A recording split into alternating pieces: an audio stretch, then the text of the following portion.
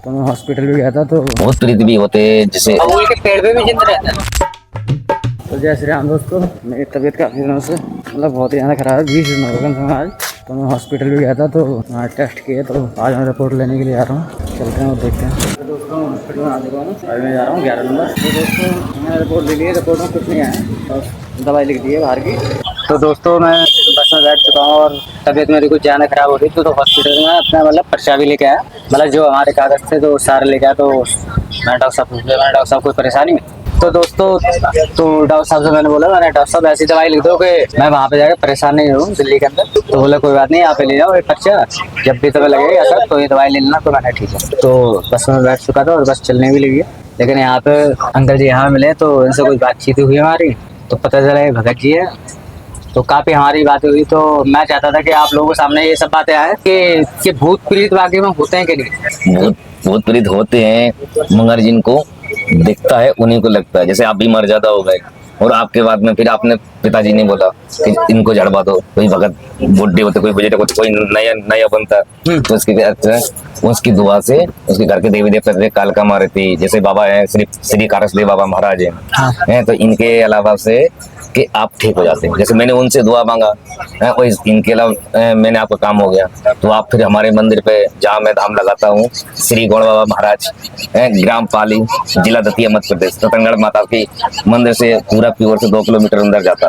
अच्छा, वहाँ पे हमारा धाम लगता है। तो महाराज जी ऐसा मान लो कि अभी जो नए युवक हैं, जो हमें ही ले लो आप, कि जो भूत प्रेत पे विश्वास नहीं करते हैं, कि कुछ लोग होते हैं नहीं करते हैं, आप बाहर दिल्ली सिटी के ले लो आप, ठीक है। हाँ जी। कि दिल्ली सिटी में के मतलब ऐसी सब चीजें नहीं आती सामने, अगर आती है तो आम लोगों तक नहीं आती। जैसे मतलब कि हम लोग उस चीज में नहीं रहे कि और नहीं हम लोग भरोसा करते, तो इस चीज मतलब क्या है, मतलब भूत प्रेत है भी? भूत प्रीत भी होते हैं। जैसे कोई छोटे में बच्चा मर गया, आपको याद नहीं रही मम्मी पापा या जैसे आपका भाई है या आपका बच्चा है कि दादा के भाई खत्म हो गए, आपके जो दादाजी थे ना उनके भाई भी रहते बड़े पापा बोलते, तो इनके चक्कर में अभूत प्रीत बनते। ज्यादा उम्र के चक्कर में फिर इसके बाद में वो बन जाते प्रीत बन जाते। कोई ब्रह्म प्रीत बनता है, कोई राज प्रीत बन जाता।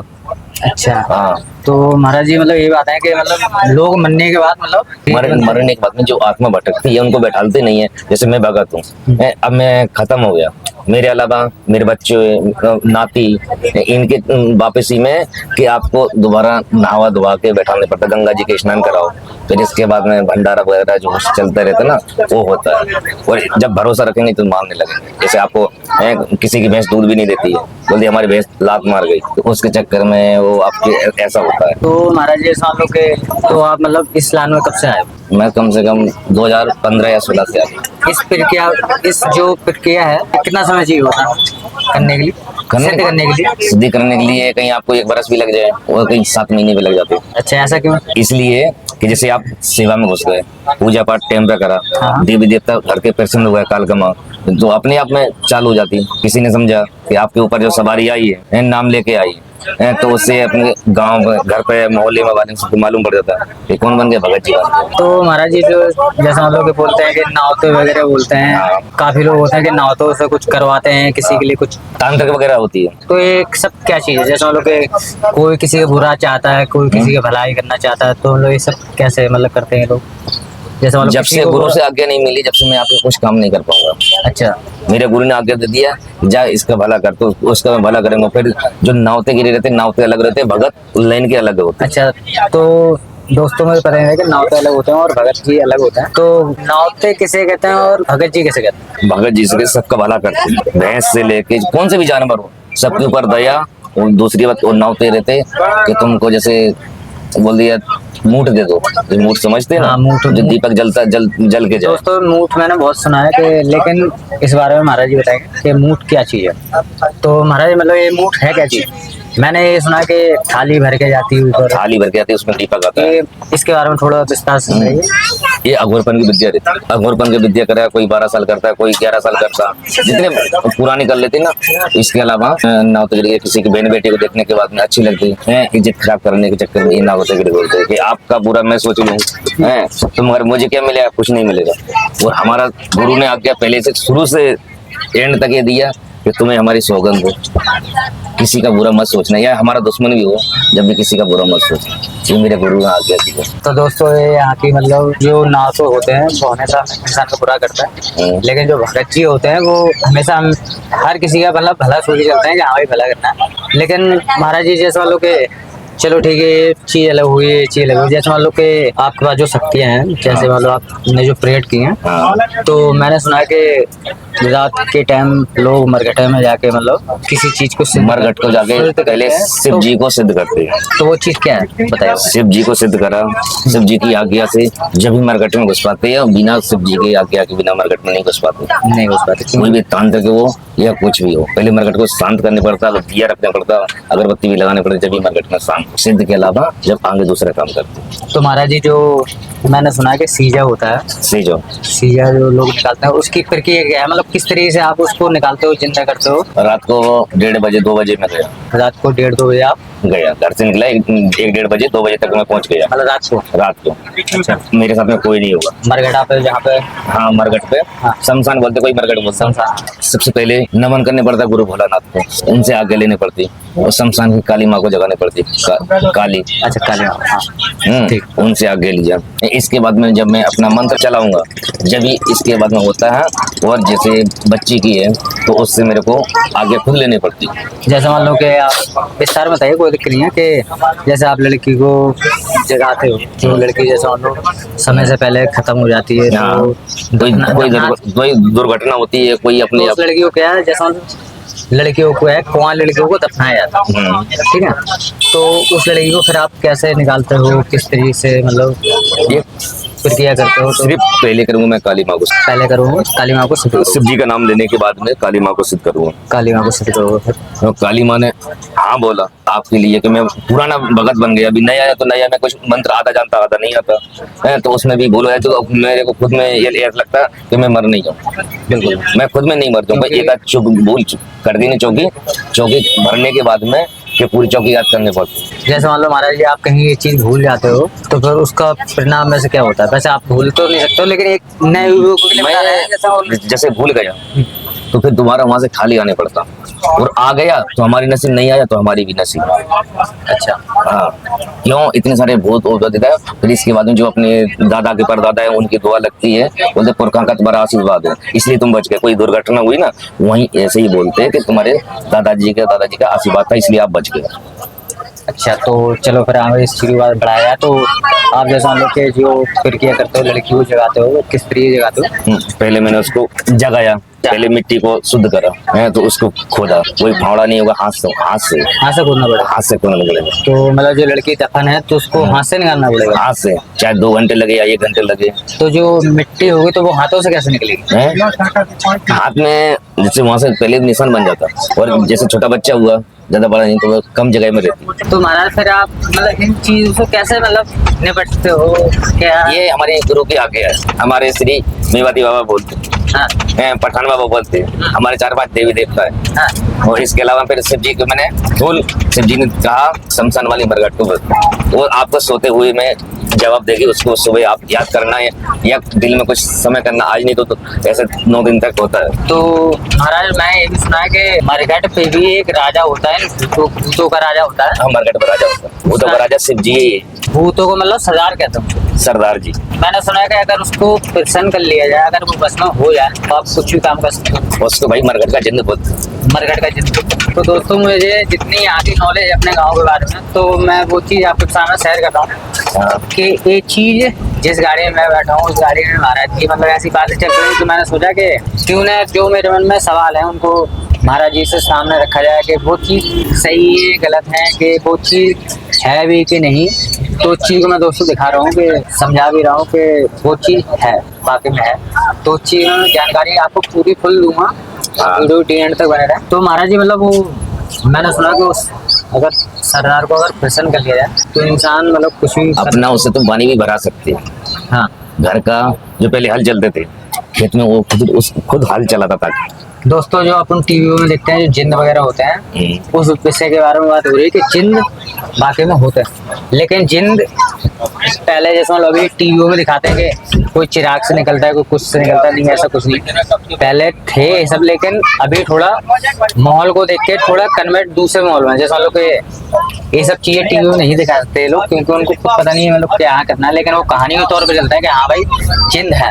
लेकिन मैं आपको जो हमारे संसार के जो अभी गाँव के जो मैं, जैसे मान लो आप किसी भी गांव में जाओ, किसी मरघट पे जाओगे, जिंद हमेशा आपको उस मरघट में मिलेगी। यह सबसे पुराना बबूल का पेड़ रहता है ना, हाँ। सबसे पुराना, जैसे आपने बोल दिया हमारे दादा 60 साल के हुए, 80 साल के हुए, 90 साल, ऐसा बबूल का पेड़ रहता है ना, उस पर जिंद रहता है। बबूल के पेड़ पे भी जिंद रहता है कि 90 साल का जो पेड़ हो, तो बबूल के पेड़ पे मतलब जिंद रहता है। तो महाराज जी इसको जैसा परेड करने की क्या विधि? जैसे आपने बोला कि नहीं मुझे जिंद चाहिए, हमारा दुश्मन कोई है और मैं कुछ कमा नहीं पा रहा, खा नहीं पा रहा, और घर वाले मेरे को डांट रहे। जैसे मान लो अगर हम उसे परेड करना चाहें तो कितना समय लेगा? आपको लेगा 19 दिन। 19 दिन में मतलब वो परेड हो जाए? 19 दिन में आपको प्रकट हो जाएगा। तो महाराज जी जैसे मान लो कि अगर जैसे मान लो हम नहीं जवाब देते हैं कि अपन ढार के सीधा वापस घर के लिए रवाना हो, पीछे नहीं देखते हैं, कुछ भी होता रहे, तो फिर आगे क्या प्रक्रिया होती है? आपको धीरे धीरे सब रूप में दिखेगा, कोई छोटा दिखेगा, कोई छोटा सा बच्चा दिखेगा, हाँ। मगर 3 साल से लेके 40-50 साल तक दिखेगा और अलग अलग वेश दिखेगा। तो महाराज जी ये तो मतलब टीवी में दिखाते हैं कि 24 घंटे तक जिंद को नहीं बैठना है, बाकी में हकीकत में ये सब है? हकीकत में जिंद नहीं बैठना चाहता, नहीं बैठने जाता। तो और बताइए महाराज जी और आगे फिर क्या होना है? जैसे आपने बोला हल चलाओ, आपने बोला मुझे टोकना नहीं चाहिए जब तक खेत बकरा नहीं है, हल पूरा नहीं हुआ जब तक मुझे आवाज नहीं मत देना चाहिए। और आपके कहीं घर वाले कोई आ गया, जैसे आपका नाम लिया कि बेटा खाना खा ले, जो तो उसी को आवाज देंगे जो हाँ करा, वो आपके भेष में बदलने के बाद वो हल चलाएगा। अच्छा, आप तो सो गए, तो आप सोने के बाद कौन हो गया बेहोश, कुछ पता तो पड़ता नहीं सोने के बाद है, तो वो किसी ने टोक दिया, वो मारा जाता है। अच्छा, और फिर आपसे उससे जिंदा नहीं करवा सकते। जो उसने एक बार वचन दे दिया, वो वचन आपका पूरा हो गया, या आपने दे दिया कि बस रुक जाओ ना, तो आप भी चले जाएंगे, तो उसको बीच में टोकेंगे तो आपके ऊपर परेशानी आ जाती है। तो जैसे आम लोगों के घर में चलता है कि हाँ भाई ये चीज ड्रामा है, मतलब एक पूरा शादी का माहौल था, तो जो डैन थी, तो डैन ने पता क्या बोला? डैन ने बोला कि अब तो तुम मेरा दुपट्टा दे दो, अब मैं कहाँ जाऊँगा आपसे। तो व्यक्ति था वो बोला कि यार इतने साल हो गए, इतने साल से मोड़ी मोड़ा भी हो गए, अब ये कहाँ बच के जाएगी? हाँ, यहाँ ये अटक गई, यही बात अटक गई। तो बोला अभी रुक जाओ, मैं अभी दुपट्टा लेके आता। हो गया, वो दुपट्टा लेके आया, जैसे उसको दुपट्टा दिया वो हवा, मतलब पता ही नहीं चला उसको कहाँ गई वो लेके। तो दोस्तों उस डान का पता नहीं चला कि वो डान कहाँ गई। तो सभी लोगों ने पूछा, बोला क्या था ये? तो सभी लोगों को पता ही था कि भाई डान थी, पूरे गाँव वालों को पता। कोई डायन बोलता, कोई भूत बोलता, कोई चोरेट बोलता, लेकिन जो रिश्तेदार थे, रिश्तेदारों को नहीं पता था, उनको भी पता था, लेकिन जो उनके लड़के थे ना, लड़कों को नहीं पता था कि भाई हमारी मम्मी ये थी, उसको जन्म दिया, पोसा पाला, दूध भी आचल के पिलाया, सब कुछ पूरा मतलब आम जो व्यक्ति करते स्त्री करती है, हमारी औरत है ना, वैसे वो काम करती, बच्चों संभालते, घर का काम पूरा काम कर देती। हाँ, सिर्फ कहानी यहाँ तक की है कि उसको चुनरी बोलते या दुपट्टा बोलते हिंदी भाषा में, कि वो मिला, उसकी सारी शक्ति उसी में, सारी शक्ति तो उसके चुन्नी में ही थी। चुन्नी में मतलब उसकी समझ लो कि उसकी एक आंख थी जो जिस वजह से वो टिकी थी। अगर दोस्तों चुड़ैल आपको कहीं भी कुछ भी अगर आपको डाउट होता है, अगर आप उसकी चुन्नी ले लेते हो ना उससे, तो आपको वो कुछ नहीं बिगाड़ सकती जब तक उस चुन्नी आपके पास है। तो महाराज जी फिर आप ये बताइए, सच्चाई है कि? सच्चाई भाई है, सच्चाई है। और हमारे पिताजी ये कहते हैं कि आज भी उसके लड़के हैं। नहीं होंगे, आज भी उसके लड़के हैं, उसका वंश यहीं पे है।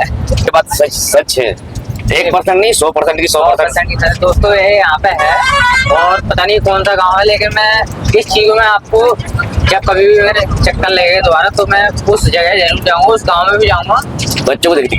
हाँ, क्योंकि देखो जब मैं सोशल मीडिया पे किसी चीज पे हम डालें तो एक वो हमारी फैमिली है, तो वे चाहेंगे कि हम उस चीज को कब दिखाना चाहें, लेकिन मैं उस चीज की मैं खोज जरूर करूंगा। वो गाँव है कौन सा, लेकिन वो गांव है आसपास में ही है, कहीं मतलब अपने क्षेत्र में ही है अपने क्षेत्र में। अपने क्षेत्र अभी देखो मैं भी बाहर निकल गया गुजरात, हाँ। मुझे इतना नॉलेज नहीं है कौन सा गाँव है। ये है कि गाँव का नॉलेज मुझे भी नहीं है। जो गाँव रहेगा ना पुराना होगा, छोटा सा गाँव होगा, उसी गाँव में वो छोटे से गाँव की कोई कीमत नहीं रहती। लेकिन दोस्तों उसके बारे में पता लगाएंगे कौन उनके लड़के हैं, कौन कैसा है, लेकिन दोस्तों जरूर दिखाएंगे जब हमारा टाइम आएगा, कभी भी मतलब आना होगा और हमें सब लगेगा कि आना चाहिए।